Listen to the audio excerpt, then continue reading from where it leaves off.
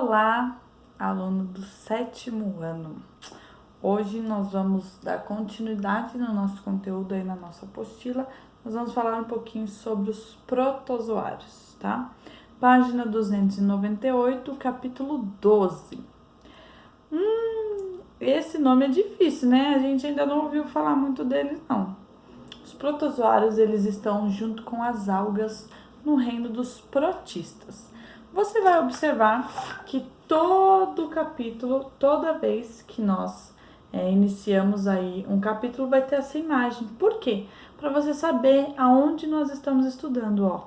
Agora nós vamos começar o protista, que tem as algas e os protozoários, ok? Então hoje nós vamos falar um pouquinho sobre os protozoários. Os protozoários são seres unicelulares, não produzem o seu próprio alimento, por isso nós chamamos eles de heterotróficos, tá? Antigamente ele era chamado de animal primitivo, mas depois ele começou então a ter esse nomezinho de protozoário. O protozoário, eles têm hábito de vida livre, muitos deles fazem o mutualismo.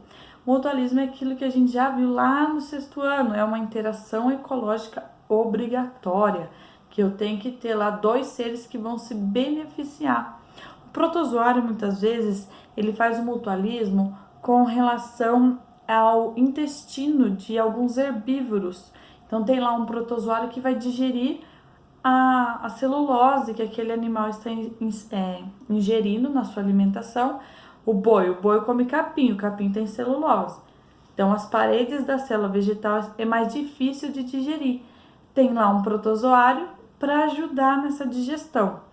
Outros casos é o comensalismo. Tá? O comensalismo é no caso aí de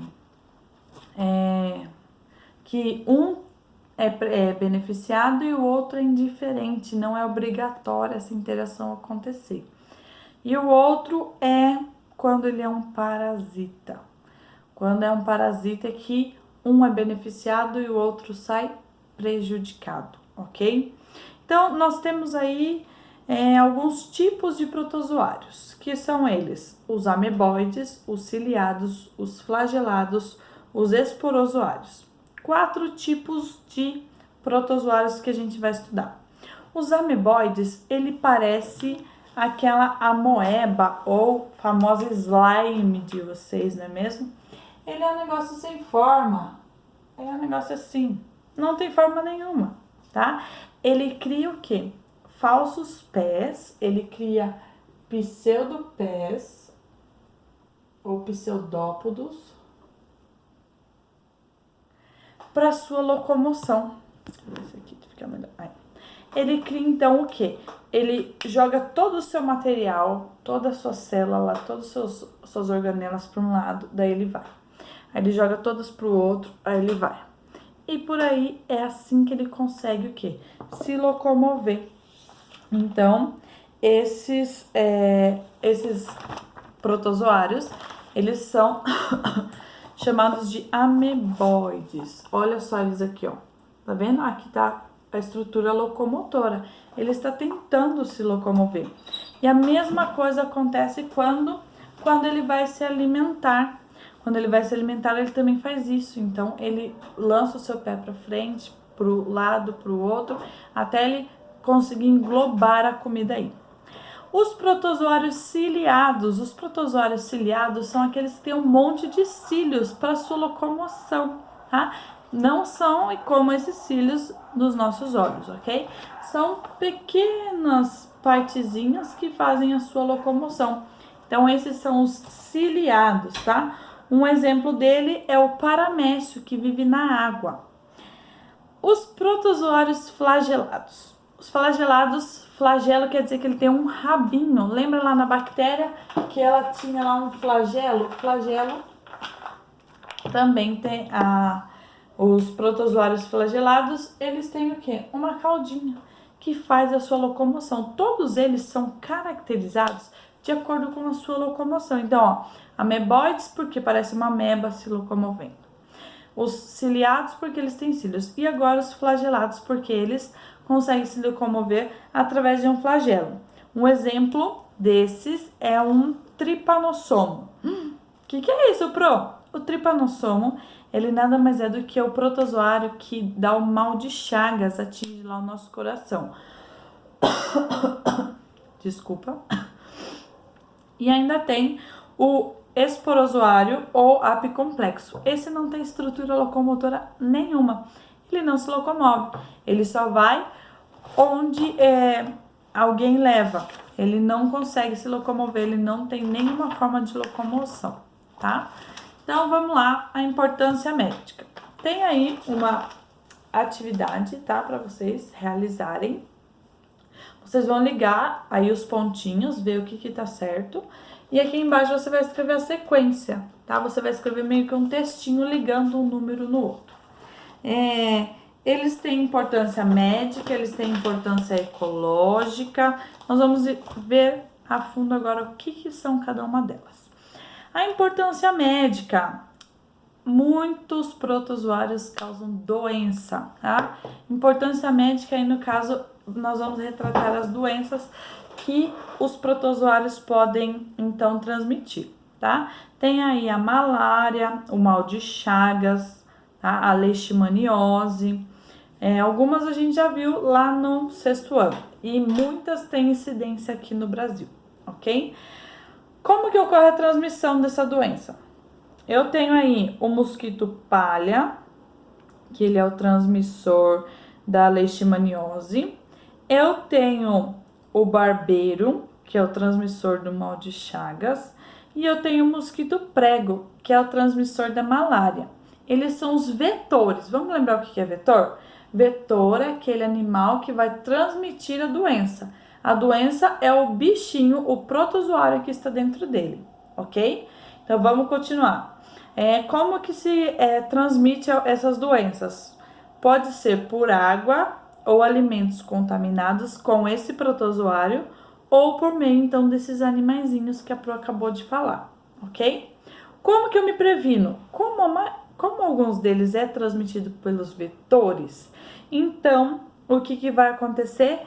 Vetor, geralmente aí no caso, são 3 bichinhos. Como que eu me protejo contra bichos? Repelente e mosquiteiro, tá? O mosquiteiro tem aí na imagem, na apostila de vocês, na página 302. É o quê? Nada mais do que um véu que cobre a cama para o mosquito não chegar próximo da pessoa que está ali tentando descansar, ok?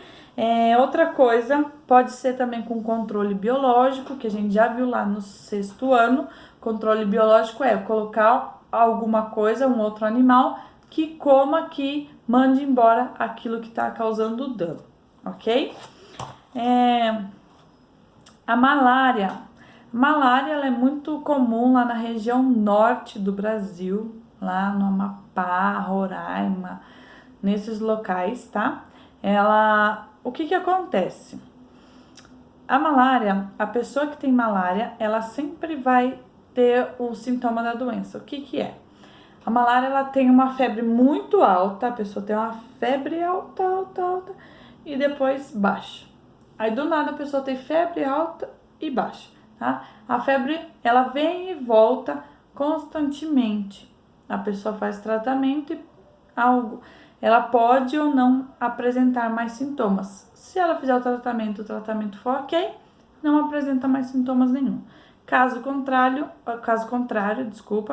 ainda pode então ocorrer incidência de alguma febre aí aparecer eventualmente, tá bom?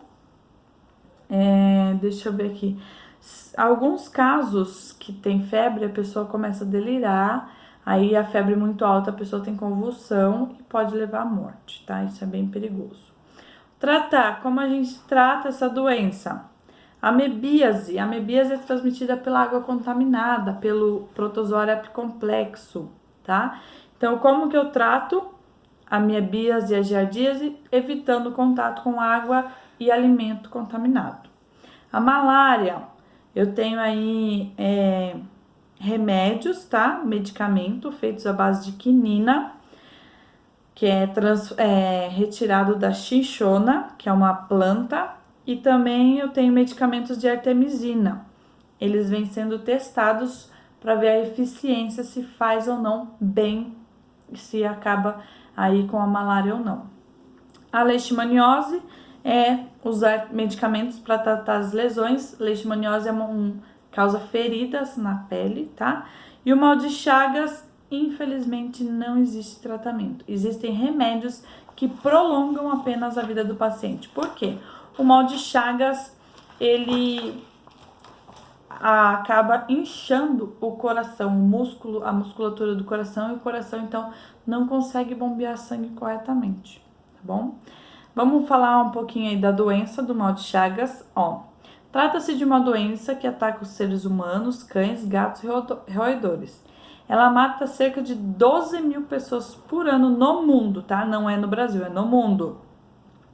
É transmitida pelas fezes de um inseto chamado barbeiro ou chupança, contaminado com protozoário. Então, dentro do barbeiro, que é um bichinho que vive em plantações, tem esse protozoário. Então, ele defeca, faz lá suas fezes e contamina, e aí a pessoa pode consumir algo contaminado com as fezes dele. Ou, ao picar a pessoa, o animal, para sugar o seu sangue, acaba defecando. Então, se o animal chega perto da pessoa, defeca na pessoa quando suga o sangue e acaba contaminando também. Se você coçar, que é o involuntário, o bicho picou, a gente automaticamente vai coçar, você acaba o quê? Facilitando com que o protozoário entre na sua corrente sanguínea.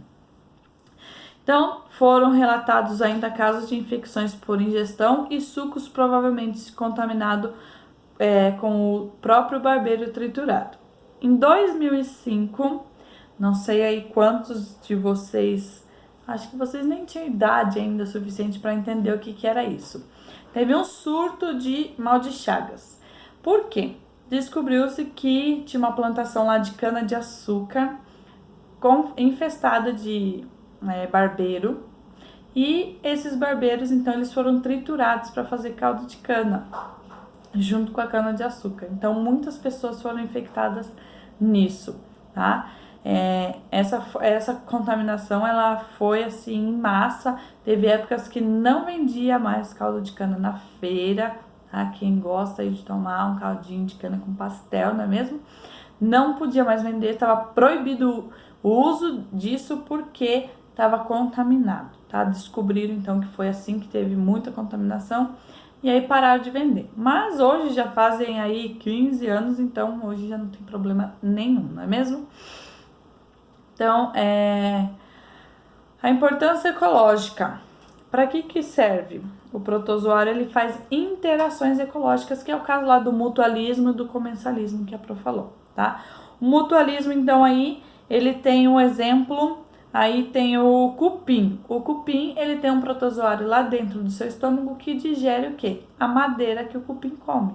Ele auxilia, então, que sozinho ele não conseguiria fazer. E no caso do comensalismo, é quando tem aí diversos protozoários no intestino dos mamíferos para acabar digerindo a matéria que aquele mamífero está comendo. O protozoário está lá dentro do organismo se alimentando. Dessa forma ele consegue alimento, mas ele não prejudica o ser que ele está lá no intestino, tá bom?